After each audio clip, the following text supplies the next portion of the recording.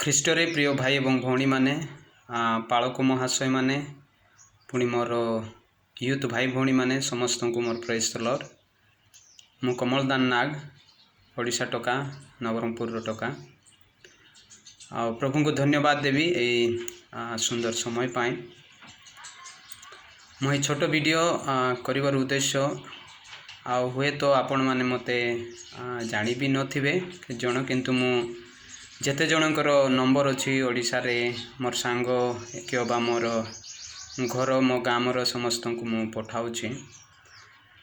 ଆଉ ବର୍ତ୍ତମାନ ଆମେ ସମସ୍ତେ ଜାଣିଛୁ କି ଓଡ଼ିଶାର ପରିସ୍ଥିତି ଯାହା, ଆଉ ତାହା ତ ନୂଆ ନୁହେଁ, କିନ୍ତୁ ଗୋଟେ ପ୍ରକାରକୁ ଦେଖିଲେ ଟିକେ ଦୁଃଖ ବି ଲାଗେ ଆଉ ରିସା ମଧ୍ୟ ଲାଗେ, ରାଗ ବି ଆସେ।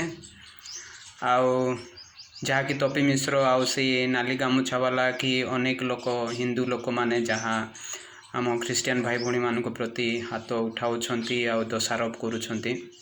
ଆଉ ଦୁଃଖ ଲାଗେ ସରକାର କ'ଣ କରୁଛନ୍ତି ଆଉ ବଡ଼ ବଡ଼ ଲିଡର ମାନେ ମଧ୍ୟ।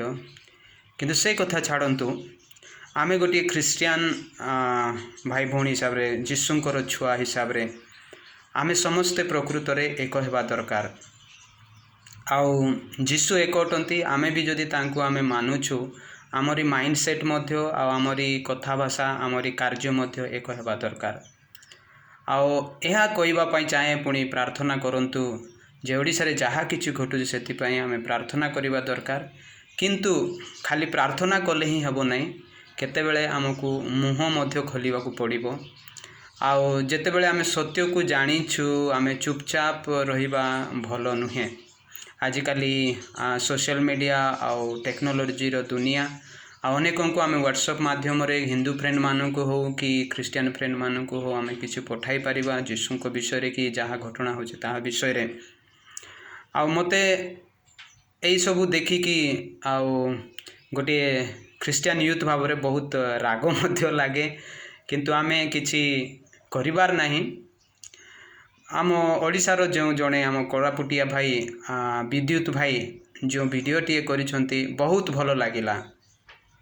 ଆଉ ତାଙ୍କେ ହୋଇପାରେ ଟିକେ ଅନ୍ୟ ଭାଷା ବି ବ୍ୟବହାର କରିଛନ୍ତି, କିନ୍ତୁ ତାହା କିଛି ଖରାପ ନୁହେଁ, ସେମିତି ହେବା ଦରକାର। ଆଉ ଦେଖନ୍ତୁ, ଆମେ ଏତେ ମଧ୍ୟ ନମ୍ର ହେବା ଦରକାର ନାହିଁ ଯାହାକି ଆମକୁ କିଏ ଜଣେ ଆସି ବିନା ଇଏରେ ମାରି ପକାଇବ, ଆମର ଚର୍ଚ୍ଚକୁ ଭାଙ୍ଗିଦେବ କି ଆମ ପ୍ରତି ଦୋଷାରୋପ କରିବ। ଯୀଶୁ ବାଇବଲ ମଧ୍ୟ ସେଇ ପ୍ରକାର କୁହେ ନାହିଁ କି ତୁମକୁ ଯେମିତି ହେଲେ ମିଶା ଭୁଲରେ ମିଶା ଗୋଟେ ଗାଲରେ ଚାପଡ଼ା ମାରିଦେଲେ ଆହୁରି ଗୋଟେ ଗାଲ ଦେଖାଅ, ତାହା ନୁହେଁ। ଆମେ ମଧ୍ୟ ମନୁଷ୍ୟ, ଆମକୁ ମଧ୍ୟ ରାଗ ଲାଗେ।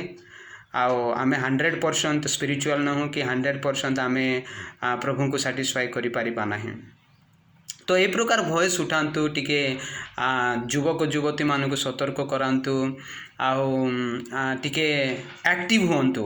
ଅନେକ ସମୟରେ ଲାଗେ ଆମେ ଓଡ଼ିଶା ଖ୍ରୀଷ୍ଟିଆନ କି ଆମେ ଓଡ଼ିଶାର ୟୁଥ୍ ମାନେ ଆମେ ବହୁତ ଭୟ କରୁଛୁ ଆଉ ଡରିକି ଲୁଚି ରହୁଛୁ, এই ପ୍ରକାର ଲାଗେ, କିନ୍ତୁ ତାହା କରେକ୍ଟ ନୁହେଁ।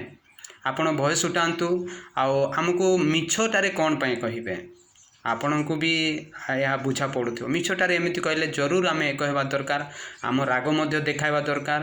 ଆଉ ଆମେ ହମ୍ବଲ ହେବା, ନମ୍ର ହେବା, କିନ୍ତୁ ସର୍ପ ପରି ଆମେ ହିଂସ୍ରକ ମଧ୍ୟ ହେବା ଦରକାର ସିଚୁଏସନ୍ ହିସାବରେ। ଆଉ ଆମେ ସେମାନେ କେମିତି ଆମକୁ ବିନା ଇଏରେ କହିପାରିବେ। ବିଦ୍ୟୁତ ଭାଇ ଅନେକ ପଏଣ୍ଟ କହିଛନ୍ତି ଯାହାକି କ'ଣ ଆମେ ସାର୍ଟିଫିକେଟ୍ ନେଇକି ବୁଲିବ କି ନା, ସେମାନେ ଆମକୁ ଜନ୍ମ ଦେଇଛନ୍ତି। ତ এই ପ୍ରକାର ବିଷୟ ଆମେ ନିଶ୍ଚୟ ଉଠାଇବା ଦରକାର। ଆଉ ଆମ ସତ୍ୟ ପ୍ରଭୁଙ୍କର ବିଷୟରେ ଆମେ ସେମାନଙ୍କୁ କହିବା ଦରକାର।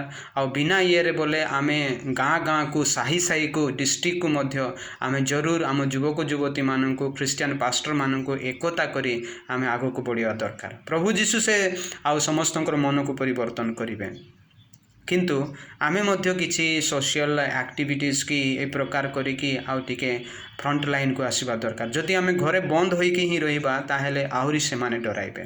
ତ come on be encouraged and be energetic. ଭୟ କରନ୍ତୁ ନାହିଁ, ଡରନ୍ତୁ ନାହିଁ। ଆଉ ଆମେ ମଧ୍ୟ ବହୁତ ଭଲ ଖରାପ ଷ୍ଟେପ୍ ନେଇପାରୁ, କିନ୍ତୁ ପ୍ରଭୁ ଆମକୁ ମାନେ ହମ୍ବଲ ହେବା ପାଇଁ ଶିଖାଇଛନ୍ତି। ନହେଲେ ଆମେ ମଧ୍ୟ ଗୋଟିଏ ଗୁଣ୍ଡା ହୋଇପାରିବୁ, ଆମେ ମଧ୍ୟ କାହାକୁ କଟାହଣା କରିପାରିବୁ।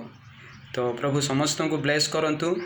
आउ प्रार्थना करंतु आउ जुआड़े मध्य अछंती एक्टिव हुअंतु आउ केबे मध्य डरंतु नहीं आमको रक्त अच्छी आमे मध्य किछि करि परिबा आउ सत्य को आमे छाड़िबा नहीं आउ बिना दोष रे जेतेबेले आपणकर बापा को कई जदि आपणकर माँ को कई जदि बिना ये आपन को केमती लागो सही प्रकार आम प्रभु को जदि कई कहबे सही प्रकार आ प्रभु तो दयालु किंतु ता माने नहीं कि आमे जेमती हेले शुणी देबा और खाली आमे स्पिरिचुअल लाइफ रे आगे बढ़ुवा ताहा नुहे तो come on everybody and let's get together and action together प्रभु समस्त को आशीर्वाद करंतु जदि किछि भूल कही थाए क्षमा करिवे धन्यवाद।